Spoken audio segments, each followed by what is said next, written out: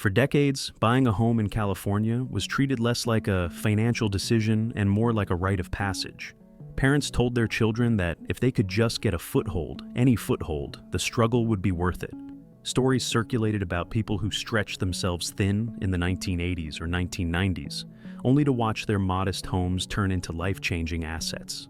That belief became deeply embedded in the culture. Owning a home in California meant stability, success, and proof that you had made it. But over time, that promise began to fray, quietly at first, and then all at once. Today, many buyers are not walking away because they failed to try. They are walking away because they tried everything. They saved for years while rents rose faster than their incomes. They moved farther from job centers, then farther still, and trading hours of their lives for the possibility of affordability. They cut spending, delayed marriage, postponed children, and took on second jobs. When they finally reached what once would have been enough, the market had already moved again. The goalposts kept shifting, and eventually many buyers stopped chasing them. California's housing problem did not appear overnight. It was built slowly through a combination of geography, policy, and demand that consistently outpaced supply. The state's population grew rapidly throughout the late 20th century, driven by jobs in technology, entertainment, agriculture, and trade. Coastal cities became global magnets for talent and capital. At the same time, construction failed to keep up. Zoning laws limited density, environmental regulations lengthened approval timelines, and local resistance made large housing projects politically difficult. Each decade added new layers of restriction, while demand never truly cooled. For a long time, rising prices were framed as proof of strength. A hot market was seen as a healthy market. Homeowners benefited from appreciation. Local governments benefited from higher property values, and the broader economy appeared to thrive. The downside was less visible because it affected people who did not yet own homes. Renters absorbed higher costs quietly. Young adults lived with roommates longer, and families adjusted expectations. The system held together because people believed that patience would eventually pay off. That belief began to crack in the years following the Great Recession. Although prices fell sharply during the housing crash, the recovery was uneven. And then investors moved in aggressively, buying distressed properties in cash and converting them into rentals. Construction rebounded slowly, constrained by labor shortages and regulatory hurdles. By the mid-2000s, prices were rising again, but wages were not keeping pace. The gap between what homes cost and what households earned grew wider each year, turning what was once a stretch into an impossibility for many. The pandemic years accelerated trends that were already in motion. Low interest rates briefly made monthly payments look manageable, but they also fueled intense competition.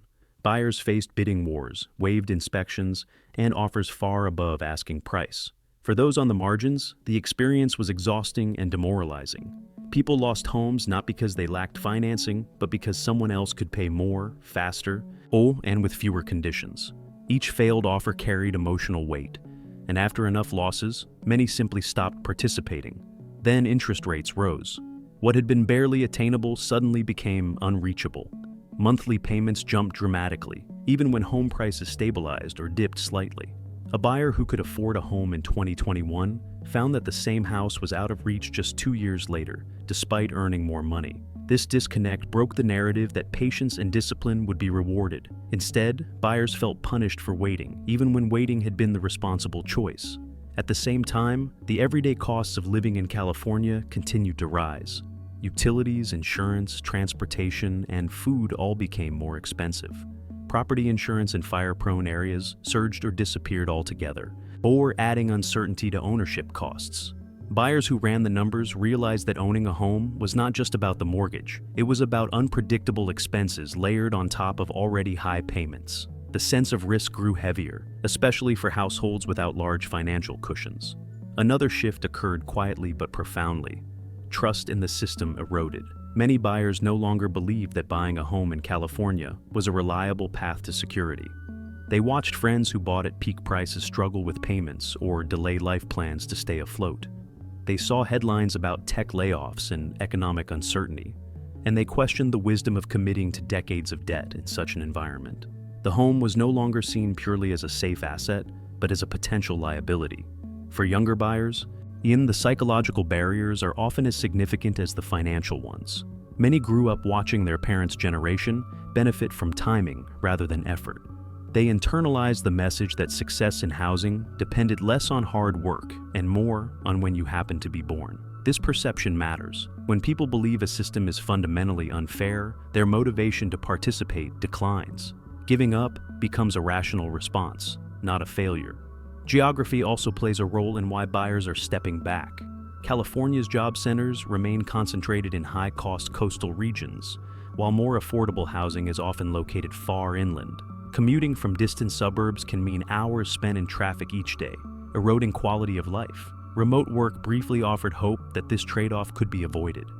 But as companies called workers back to offices, that flexibility narrowed. Buyers faced a choice between affordability and proximity, and for many, neither option felt acceptable. The rental market compounds the issue.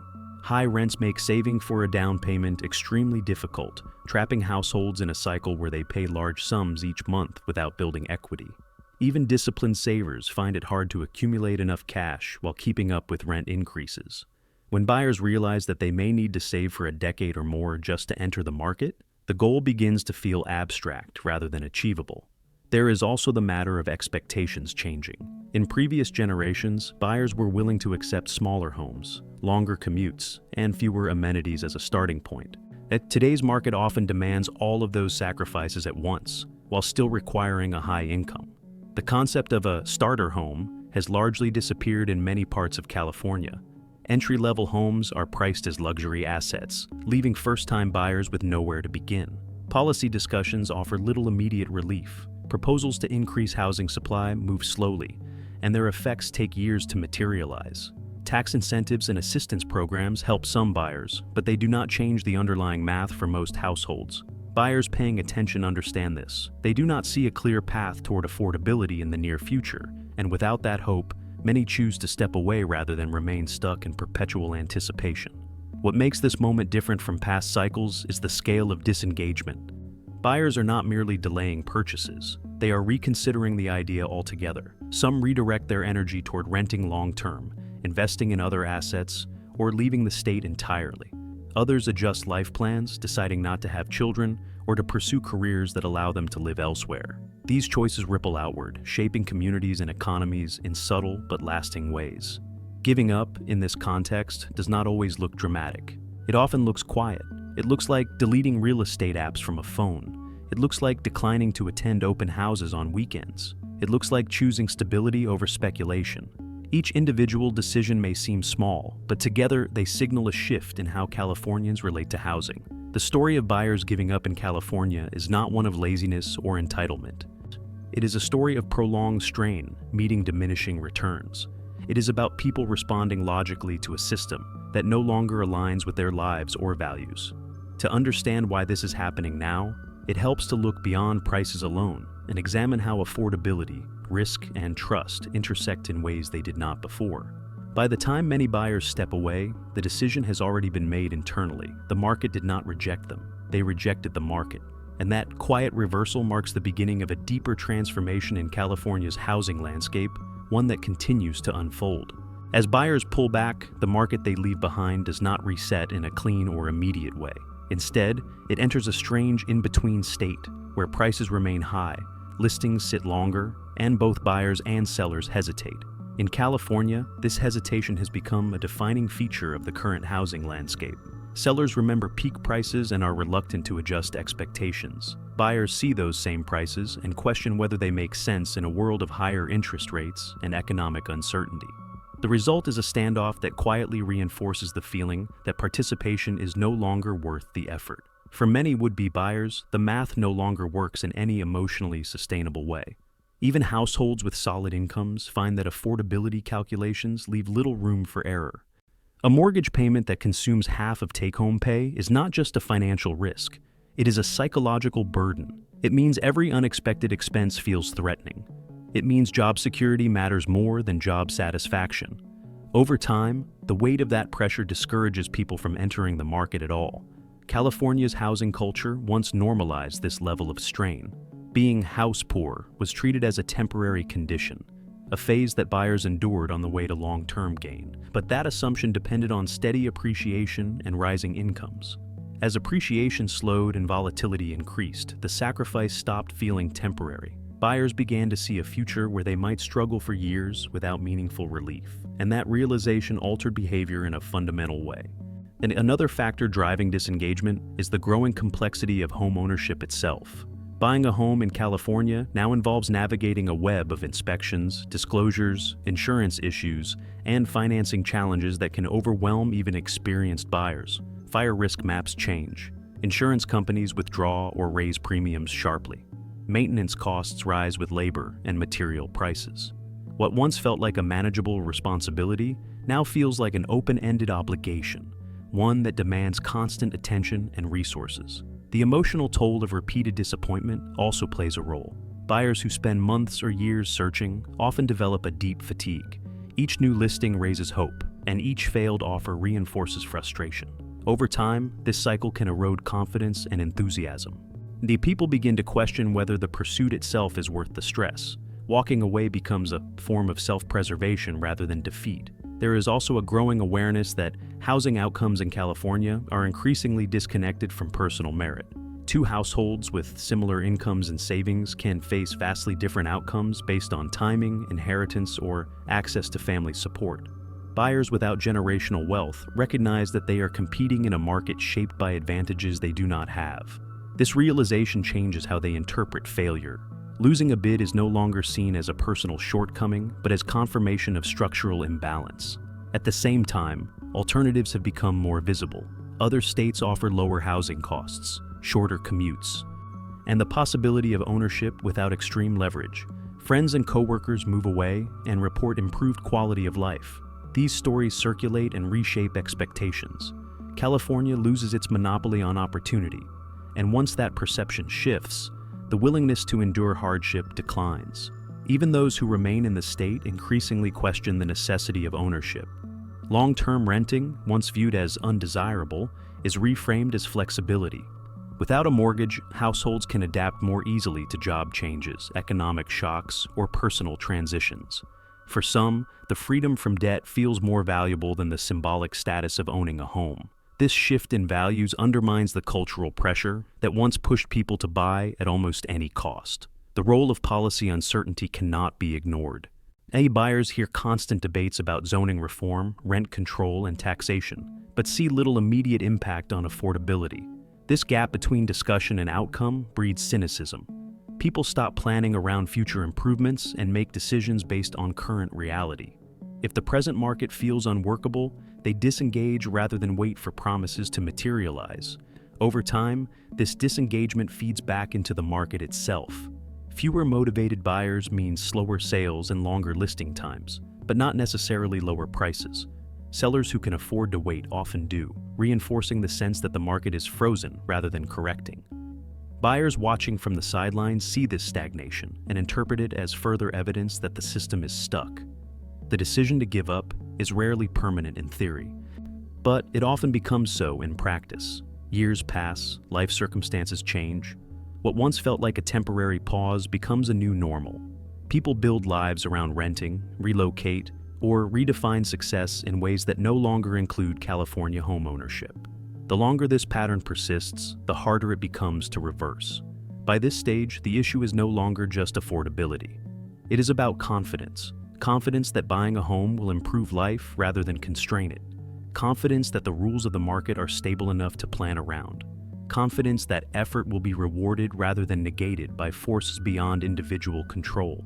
When that confidence fades, participation fades with it. This is how buyers give up not in a single moment, but through a series of rational adjustments. Each choice makes sense on its own. And together, they form a quiet withdrawal that reshapes demand without dramatic headlines. California's housing market still exists, still functions, but increasingly without the broad base of aspiring buyers who once sustained its momentum. And as that base thins, the question shifts from when buyers will return to whether the conditions that drove them away are becoming permanent. As buyers retreat, the long-term consequences begin to surface in ways that are not immediately obvious. Housing markets rely not just on transactions, but on belief. Belief that effort leads somewhere. Belief that ownership is attainable with time and discipline. When that belief weakens, the market may still function mechanically, but it loses its social foundation. In California, this erosion is unfolding slowly, but it is reshaping who participates and who no longer even tries. One of the clearest signs is the narrowing profile of buyers who remain active. Increasingly, purchases are concentrated among higher-income households, dual earners with substantial savings, investors, and those with family assistance. First-time buyers without outside support are becoming less visible. This shift changes the character of demand. Homes are no longer primarily bought as long-term residences by people putting down roots, but as assets, rentals, or strategic purchases. For those watching from the outside, this reinforces the feeling that the market is no longer meant for them. The disappearance of first-time buyers has deeper implications. Traditionally, they formed the base of the housing ladder, allowing existing owners to sell and move up. When that base weakens, mobility slows. Homeowners who might have downsized or relocated stay put, either because they cannot find buyers at acceptable prices or because moving would expose them to higher interest rates and taxes. This lock-in effect reduces inventory further, tightening supply even as demand softens, and creating a market that feels rigid rather than responsive. At the same time, the narrative around California housing becomes increasingly polarized. Headlines alternate between warnings of collapse and assurances of resilience. Buyers attempting to make rational decisions are caught between conflicting signals. Prices are high, but supply is limited. Demand appears weaker, but competition still exists for certain properties. This ambiguity discourages action. When the outlook is unclear, yet inaction feels safer than commitment. Economic uncertainty amplifies this hesitation. California's economy is closely tied to industries that experience cycles of rapid growth and contraction. Technology, in particular, has introduced volatility into employment patterns. Layoffs and hiring freezes remind buyers that high incomes are not guaranteed. Even those who remain employed become more cautious, reluctant to anchor themselves to large, inflexible obligations. The idea of taking on a mortgage that depends on uninterrupted earnings feels increasingly risky. There is also a generational shift in how risk is perceived. Younger buyers came of age during or after the Great Recession, absorbing lessons about debt and market instability. They watched housing values collapse and recover unevenly, and they learned that downturns can last longer than expected. This experience shapes behavior. Rather than assuming that prices will always rise over time, many approach housing with skepticism. If appreciation is uncertain, the justification for extreme sacrifice weakens. Social comparison plays a role as well. Buyers see peers who purchased earlier benefiting from appreciation and lower interest rates, while newcomers face harsher conditions.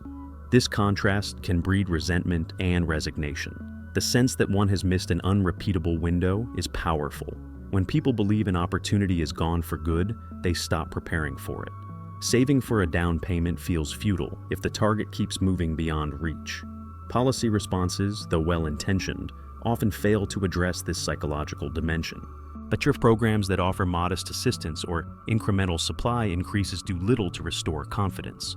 Buyers are not just waiting for slightly better numbers. They are waiting for a signal that the system is changing in a meaningful way. Without that signal, each new proposal feels abstract, disconnected from lived experience. Meanwhile, the rental market absorbs those who step away from buying, but it does not provide the same sense of security. Long-term renters face annual increases, limited protections in some areas, and uncertainty about future costs. Yet many still prefer this uncertainty to the perceived permanence of ownership. The choice reflects a recalibration of priorities, where flexibility and mental well-being outweigh the promise of equity. Communities begin to feel the effects of this shift. When fewer residents expect to stay long-term, investment in local institutions weakens, school enrollment fluctuates, neighborhood ties loosen. Housing becomes less about building a stable life and more about managing costs and options. These changes are subtle, but they accumulate, altering the social fabric that once made ownership desirable beyond its financial benefits. From a distance, it may appear contradictory that buyers are giving up, even as California remains economically powerful and culturally influential. But strength at the macro level does not translate evenly to individual opportunity. A market can be globally attractive and locally inaccessible at the same time. For many buyers, recognizing this contradiction is the moment they disengage. They stop measuring success by California standards and begin redefining it on their own terms. This redefinition often involves geographic mobility. Leaving the state is no longer framed as failure, but as pragmatism. Buyers compare what their money can buy elsewhere and see a version of life that feels more balanced. The existence of these alternatives changes the calculus. California no longer competes only with its past self, but with a growing list of places offering affordability and stability.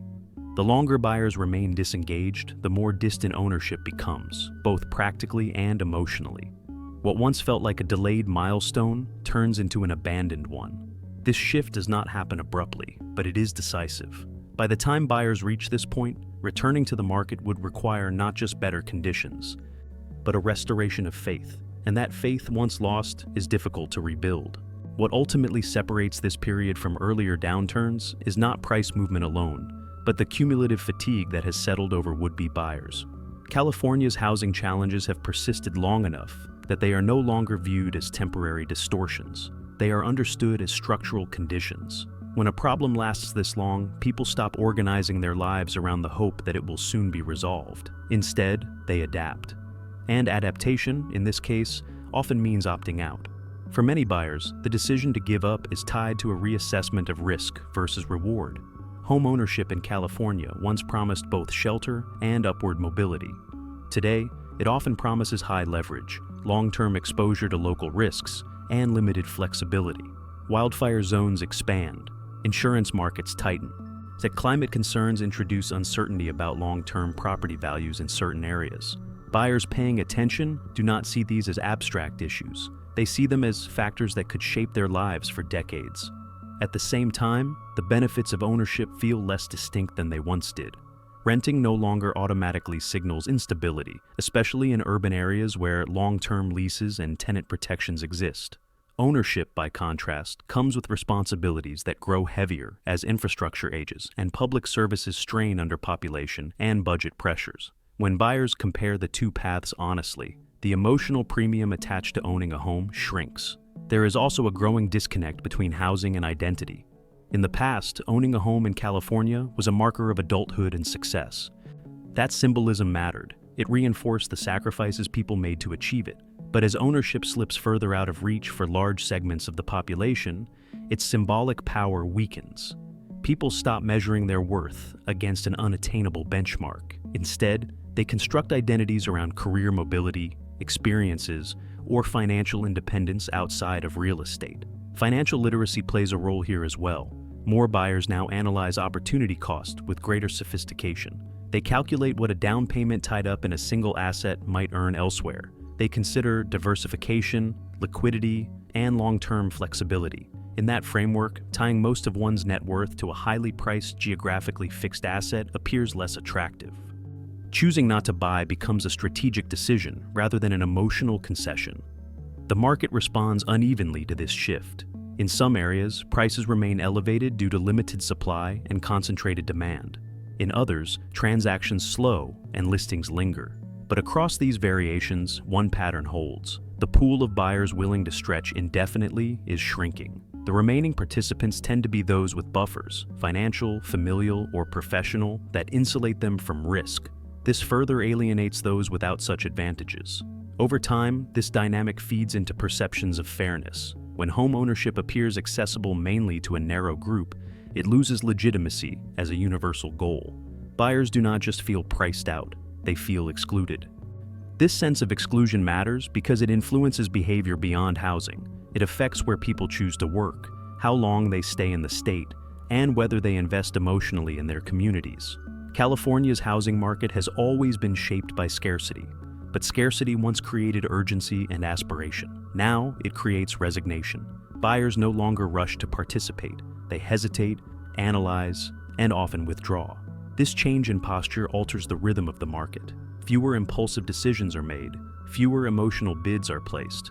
The market becomes more deliberate, but also more brittle.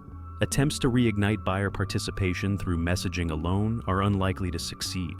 Encouraging people to buy now before prices rise again rings hollow to those who have watched cycles repeat without meaningful improvement in affordability. Restoring participation would require conditions that materially change the balance between cost, risk, and reward. Without that shift, appeals to optimism feel disconnected from reality.